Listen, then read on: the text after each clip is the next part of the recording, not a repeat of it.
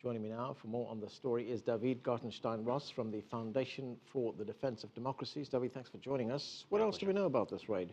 Well, right now the fog of war effect is very hot and thick. Initially, there were reports that the SEALs got their target, that they'd actually been able to seize him. Since then, it's becoming more and more apparent that the raid either failed or else that the success itself can't be confirmed. In that the most successful spin is that the SEALs were repelled. They decided not to press on the attack because they were concerned about civilian casualties, but their target is presumed dead. Presumed is doing a lot of work there, obviously. Right. This was not the only raid today in that part of the world. There was another raid in Libya during which U.S. forces captured an al-Qaeda leader, the man believed to be behind the planning of the embassy attacks in East Africa way back in 1998. Yes, that's correct. And this one, unlike the Somalia raid, is reported to be successful. We can be pretty sure of that, given multiple confirmations in that regard. Abu Anas al-Libi is believed to have been the planner of the 1998 East African embassy bombing attack. He also is someone who's been a high-level al-Qaeda leader for some time, someone who I would associate with the core leadership, very close to Zawahiri and other top leaders of al-Qaeda.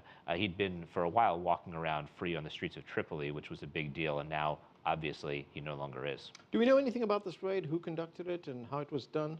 It's reportedly a raid carried out by the U.S. military along with the CIA and the FBI.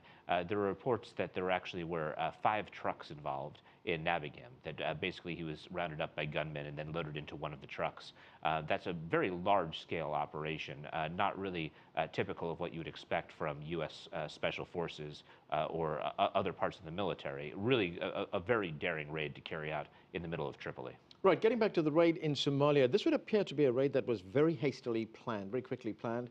We understand it was done in the aftermath of the attacks in Nairobi, but does it indicate to us that there is a recognition now in the United States that al-Shabaab does pose a major threat, not just to the United States, but to the U.S. allies like Kenya?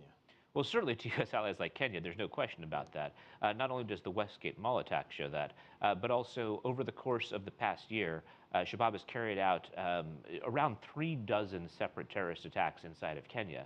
Most of them have been very small scale, grenade attacks, shootings at churches, but it's been able to project its power into Kenya significantly in a way that most people simply aren't aware of. I've been keeping a database on this. As to where it poses a threat beyond the Horn of Africa, it's a little bit difficult to say. Obviously, Shabaab quite famously carried out a terrorist attack in Uganda back in 2010 during the World Cup. This was the first time it had carried out a major operation outside of Somalia. The Nairobi attack is the second time, but the fact that they're able to project power, the fact that they didn't lose their military capabilities when they lost their stronghold of Kismayo, a coastal city, last year, is now glaringly obvious to anybody who doubted it. And the purpose behind these attacks is to drive African Union forces out of Somalia. Yes, they made very clear. Ahmed Gadani, the leader of Shabaab, said that outright in a statement that he released, saying that in response to Kenyan forces being inside of Somalia, they were going to inflict a cost on the Kenyan population. And he warned that more is to come until Kenya leaves Somalia. What do we know about the man who was captured in Libya?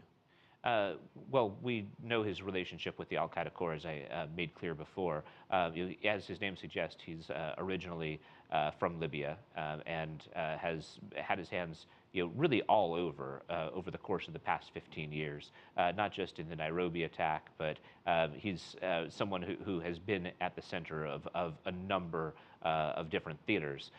One thing that's going to be interesting, given his relationship to the al-Qaeda core, is what kind of information they're able to extract from him. In the past, there have been a few different high-level leaders, even people who provide, say, connections between Shabaab and al-Qaeda in the Arabian Peninsula, which is the Yemeni branch. And you've had Suleiman Abu Ghaith, who was a high-level al-Qaeda leader related to the core, who was captured within the past year. In those situations, they haven't Mirandized those individuals right away, even though they intended to try them in U.S. courts. Instead, in the case of the conduit between Shabaab and the Yemeni affiliate, they held him for about 2 months, questioning him. There was no torture, no enhanced interrogation techniques applied, as far as anybody knows. but they were able to talk to him and get information for an extended period. Likewise, in the case of Suleiman Abu Ghaith, it was a much shorter interrogation period, lasting less than 24 hours. But at the same time, they thought it was necessary to get information about the networks prior to Mirandizing. In this case, that will almost certainly happen as well. Okay, well, I guess there'll be lots happening in the hours ahead. Daveed, thanks for joining us. My pleasure.